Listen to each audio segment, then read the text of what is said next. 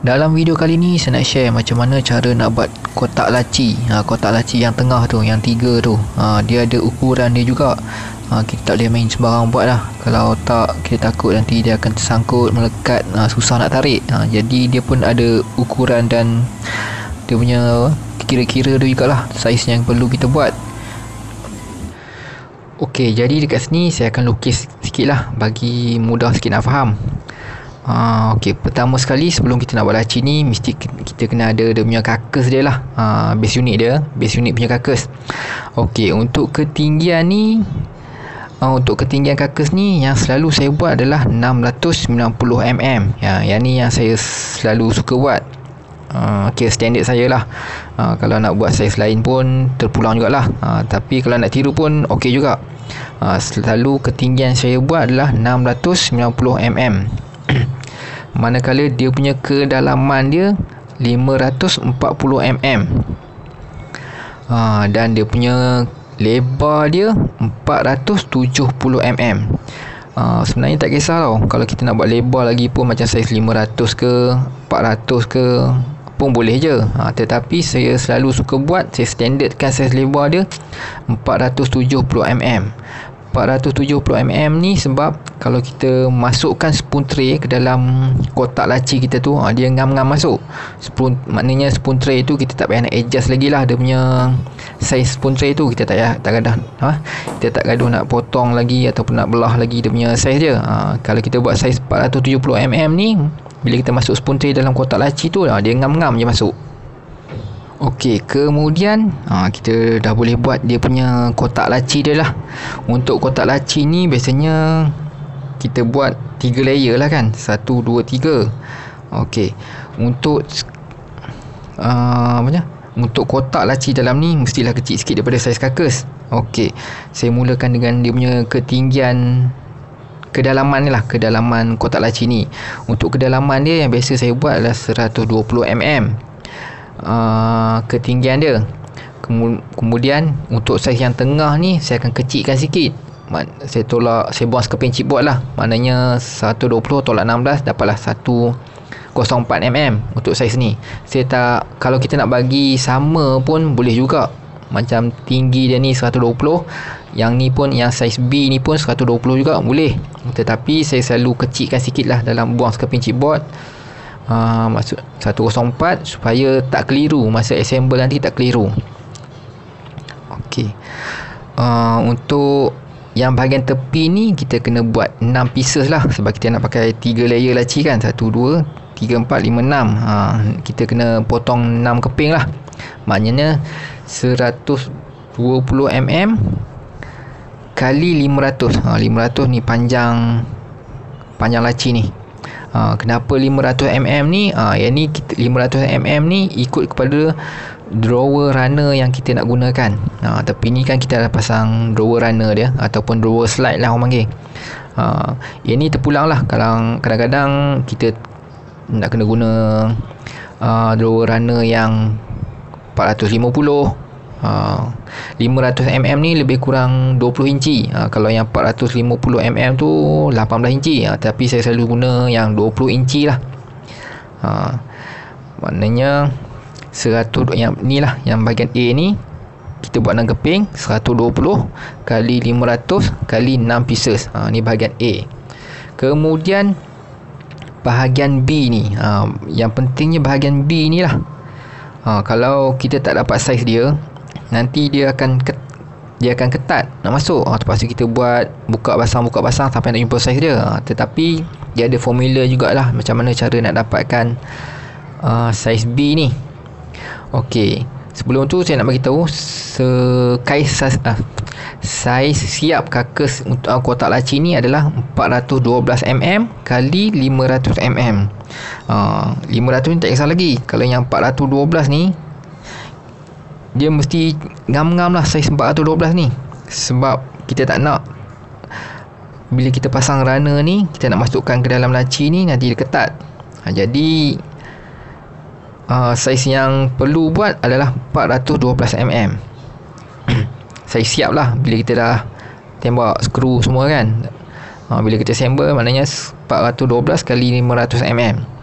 Okey, saiz B ni, untuk dapatkan ukuran saiz B ni, B ni 104. Tadi yang ketinggian dia kan dah tolak 16 mm. 104 kali 380 mm kali 6 pieces. 6 pieces juga. Macam mana saya boleh dapat 380 mm ni? Tengoklah, saya siap dia di 412. Kita tolak, bila kita assemble, kita dah campur dengan kiri kanan ni kan. Sebab sekeping chipboard dia punya thickness 16 mm. 16 mana 32. 412 tolak 32 dapatlah 380 mm. Mungkin keliru jugalah kan. Macam mana boleh dapat 412? Dia ada cara cepat dia lah, kita nak kira dia. Saya contohkan macam ni lah. Kita ambil lebar karkas ni 470 mm. Sini saya tulis kat sini lah, 470 kita tolak 90 mm. 470 bila tolak dengan 90 mm dapatlah 380 mm. Kenapa kena tolak 90 mm? Sebab 470 ni saya siap. Dia ada kita dah tolak kiri kanan ni 16 mm, 16 mm. Dah tolak Tolak 32. Lepas tu kita ada dia punya thickness drawer runner ni.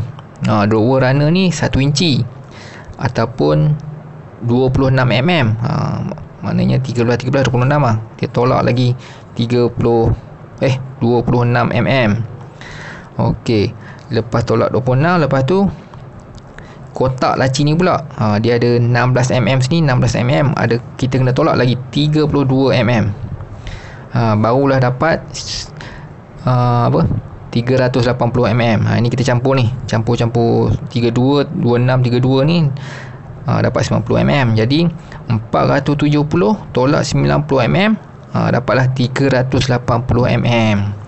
Okey, saya bagi lagi contoh. Andai kata tak nak lah pakai saiz lebar dia ni 470, sebab kita tak pasang spoon tray kan.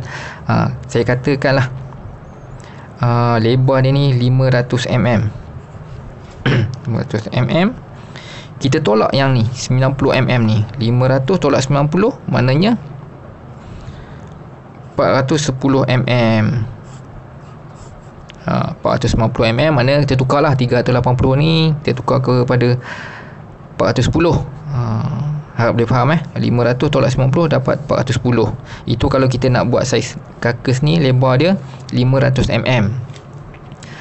Tapi macam saya cakap tadi lah, saya suka gunakan 470 mm ni. Saya siap supaya bila kita nak masuk spoon tray nanti, dia ngam-ngam je masuk. Kita tak gaduh nak adjust lagi lah. Okey, kemudian lagi untuk papan ni kita dah buat. Papan A kita dah buat 6 keping, papan B kita dah buat 6 keping.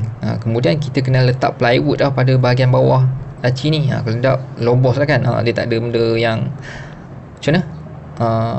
Kita kena letak plywood lah bawah ni. Untuk plywood kita kena buat 3 keping. Saiz plywood yang perlu kita buat, saya siap karkas tu lah. Saya siap kotak laci ni, maknanya 500 mm kali saiz 412. Saya siap dia. Maknanya kita kena buat 3 keping. Okey, jadi lepas ni kita akan tengok, saya akan ulang balik cara pembuatan dia. Sambil-sambil tu saya akan selit-selitkan sikit lah dia punya measurement dia. Okey, saya rasa saya nak tekankan lagi saiz yang B ni, bagi betul-betul faham. Tadi saya cakap saiz yang laci yang suka saya buat, ni laci ni, saiz karkas ni 470. 470 saya tunjuk formula dia bagi betul-betul faham. 470 tolak 90, mana dapat saiz yang B yang kita nak tadi 380 mm. Lukis sekali lagi lah. Ni saiz karkas dia 470, dia punya lebar dia. Okey, andaikan dia punya saiz karkas ni, saya bagi besar lagi 600 mm. Okey, macam mana kita nak dapat yang saiz tengah dia ni, yang tengah ni kan. 600 mm tolak dengan formula yang saya cakap tadi 90 mm, makna 510 mm. Okey, 510 mm. Makna yang tengah dia kita buat saiz 104 kali dengan 510 lah. Dah tolak 90 mm. Bagi sekali lagi, satu lagi saiz kakus. Andai kata saiz kakus ni adalah 450 mm. Kita tolak 90 juga. 450 tolak 90. Dapat 360 untuk saiz yang ni. Maknanya cara paling mudah cepat kita kira adalah kita tolak 90 mm lah untuk dapatkan saiz yang tengah ni, yang B ni. Okey, mula-mula sekali saya akan belah dulu saiz untuk part A punya yang saiz 120 mm tu.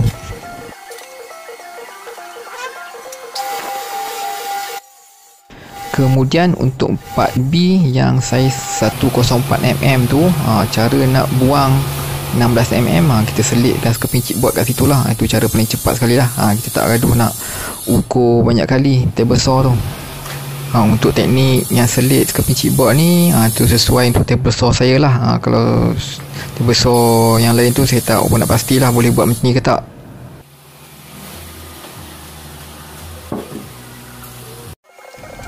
Kemudian untuk part C iaitu plywood PVC 3mm, saya belah untuk saya siap kotak laci tadi lah, iaitu 500mm kali 412 mm. Yang plywood ni kita nak guna 3 keping, so kita belah 3 keping lah. Kemudian table saw tu saya tukar kepada setting sliding lah, untuk kita potong lah saiz 500mm dan 380mm tadi tu. Yang ni saya potong saiz 500mm dulu. Yang 500mm ni untuk part A lah, ikut saiz drawer runner kita. Jadi kita potong 6 keping. Kemudian saya tukar ukuran kepada saiz 380mm. Yang ni untuk part B. Yang ni pun nak buat 6 keping juga.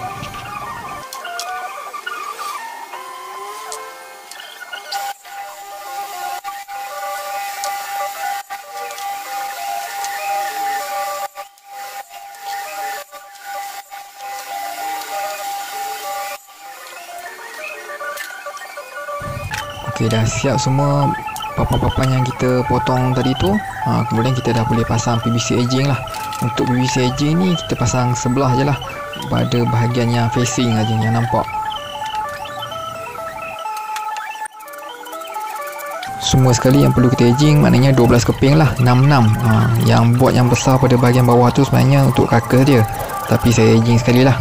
Tapi yang pentingnya yang saya nak masukkan ni adalah 12 keping tadi tu kita perlu edging lah.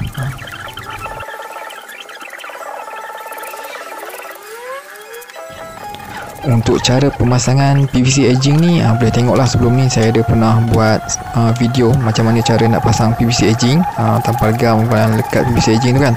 Boleh semak dekat video sana lah cara nak pasang PVC edging ni.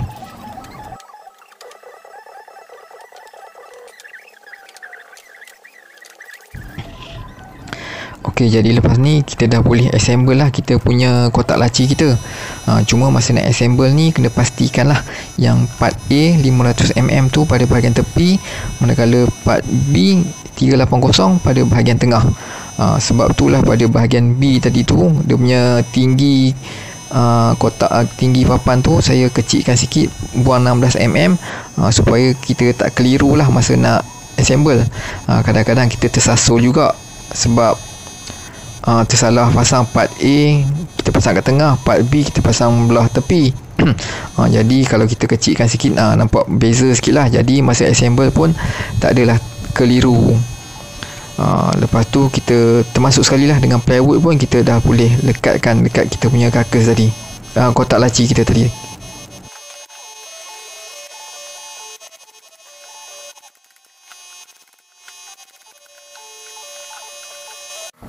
Okey, jadi sekarang ketiga-tiga kotak laci kita dah siap. Sebab kita nak gunakan 3 layer kan. Kalau nak buat 4 layer, buat 4 layer lah. Tapi biasa saya buat 3 layer saja. Okey, dalam video ni saya selitkan sikit lah cara-cara nak pasang kakus kotak laci tadi ni.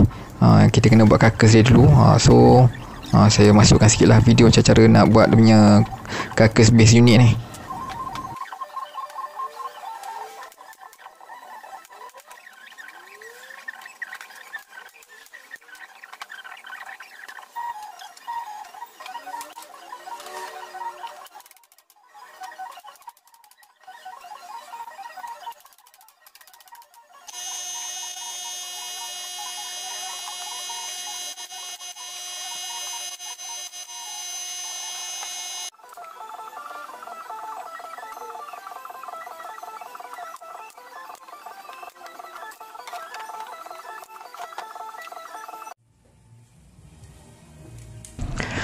Sekarang masa untuk pemasangan rower runner. Yang saya gunakan ni adalah jenis full extension 20 inci atau 500mm warna hitam. Dia ada 3 jenis warna, satu yang putih full extension dan satu lagi yang soft close. Ketiga-tiga jenis runner ni boleh dipakailah pada ukuran saiz kotak laci yang kita buat tadi tu, kecuali runner yang jenis under mount, sebab ukuran kotak laci dan cara buat kotak laci dia ada perbezaan sikit lah. Untuk drawer runner ni kita perlu keluarkan dia dulu ataupun leraikan dia dulu. Dia ada dua part. Satu kita pasang dekat kotak laci, dan yang besar tu yang ada bearing tu kita kena pasang dekat kabinet. Kalau kita tengok dekat runner tu, dia ada satu punat release dia. Kita picit dia, kemudian kita tarik keluar kan. Untuk runner yang besar ni, yang ada bearing ni kita pasang dekat kotak carcass kita. Kemudian yang kecil ni kita pasang dekat kita punya kotak laci kita.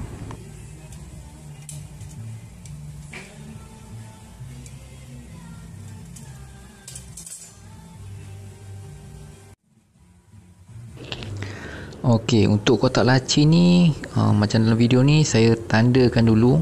Saya ambil contoh pada yang bahagian depan ni, saya tandakan untuk kita pasang kita punya drawer head lah, kepala laci. Okey, first kali kita pasang yang besi yang tengah tadi dulu lah. Okey, kena pastikan yang mana depan, yang mana belakang. Okey, pada bahagian yang saya tandakan X tadi, yang runner tengah tadi, runner yang kita keluarkan tadi tu, dia flat sikit. Itu maksudnya itu pada bahagian hadapan. Okey, cara nak pasang skru je, saya pakai skru 16mm. Okey, sekarang kita pergi dekat carcass pula lah, carcass base unit tadi. Saya terbalikkan dulu kita punya carcass tu untuk saya tanda lah dia punya ukuran dia. Sebabkan kita nak pakai 3 layer leci, maknanya kita kena terbahagikan 3 bahagian lah. Jadi 690 bahagi 3 dapatlah 230. Jadi kita perlu tanda bahagian tengah dan atas dulu, kiri kanan dia lah. Untuk marking bahagian bawah, nanti dia ada teknik lain.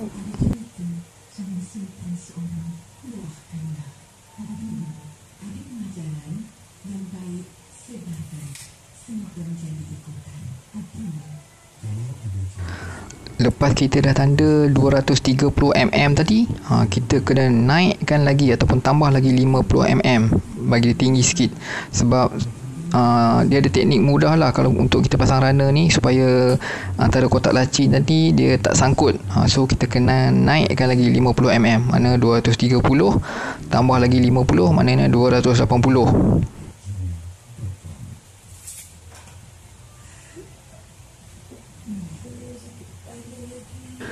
Kemudian saya gunakan siku L. Ini kita buat satu garisan lurus, bagi dia panjang macam tu, tanda dengan pensel.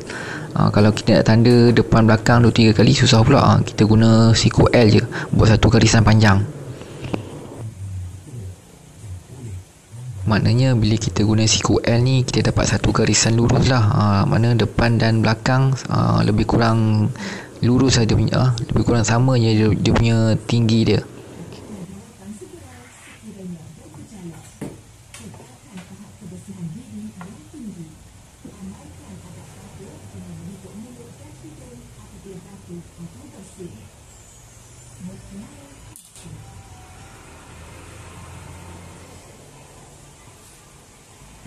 Okey, dah siap buat garisan tadi. Saya baringkan dulu kita punya kakas kita, tak kisahlah nak baring kiri dulu boleh, kanan dulu boleh. Kita akan nampak dua garisan lah, tengah dan atas. Untuk bawah kita tak payah buat garisan lagi. Nanti saya akan tunjukkan. Okey, kemudian kita ambil runner yang ada bearing tadi tu. Dia tengah-tengah runner tadi dia ada lubang. Jadi garisan yang kita buat tadi, kita tembak skru bagi betul-betul atas garisan yang kita garis tadi tu. Maknanya mata skru tadi kita tembak betul-betul atas garisan yang kita garis tadi tu. Okey, sekarang maknanya dah ada 4 runner lah yang kita pasang. Mana bahagian tengah 2, kiri kanan, mana ada 4 lah runner yang kita pasang. Sekarang untuk pasang runner yang bawah ni, dia ada teknik sikit lah. Kita tak perlu buat garisan. Kita kena lapik dengan satu plywood PVC 3mm tu, bagi dia macam, kita tak nak runner yang bawah tu dia terlalu rapat lah. Kalau boleh kita bagi renggang sikit. Sebab tu saya lapik sikit dengan plywood 3mm bagi dia renggang sikit. Okey, dah siap pasang runner, kita bolehlah pasang kita punya kotak laci tadi. Cara dia betul-betul bagi masuk yang runner yang kecil yang tengah tu, kita bagi masuk betul-betul longkang dia tu. So kita tolak je. Jadi bila kita tolak 90mm yang ukuran yang saya bagi tadi tu, maknanya dia ngam-ngam je masuk. Dia sedap lah, dia tak ada melekat ataupun tersangkut. Dia smooth je dia bila kita tolak laci tadi tu. Okey, jadi dah siap lah kita punya laci. So nanti masa dekat site nanti, kita pasang lah dia punya drawer head nanti.